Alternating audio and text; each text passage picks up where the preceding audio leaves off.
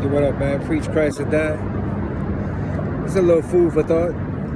It's cold, man. You know how you see every preacher today, every so-called prophet, they get these dreams, right? They got dreams, they have visions, and God took them to heaven or God took them to hell, and they came back with these crazy things that they seen, things that are not in the Bible. Now, I can see if the things that they seen were in the Bible, then you could say, okay, I'm not saying it's true, but they not saying things that's not in Scripture. But this is the thing. If it is, or if they are saying things that's in Scripture, what would it profit them to even say this? Because why not just point people to the Scriptures? I'm saying this because of this. You see people that have these dreams and their visions, that they so bold to come out and say this in front of the world.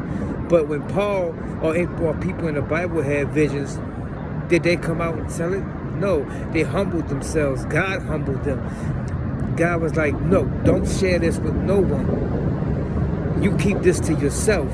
But for some reason, we have people today coming and they have all these visions, all these dreams that they just cannot wait to get off their chest. And a lot of the details of the visions are things that's not even in Scriptures. Like the one I heard the other day, the guy with Marcus Rogers, he was saying how he came, he had a vision of heaven, and Jesus was like, I'm paraphrasing, but it was very tall. He's like, Jesus was like 13,000 feet tall. Where's that in Scripture at? That's nowhere to be in Scripture. I seen another guys talk about he had a vision and Jesus was short. You go to the movie of the book The Shack, and the guy was an overweight woman. And it's like, where's that in Scripture? It's not in Scripture. Y'all making it. So to me, if y'all making it up, what value is it for you saying that? Because anybody can say anything. Anybody can make anything to say that they had a dream to say anything.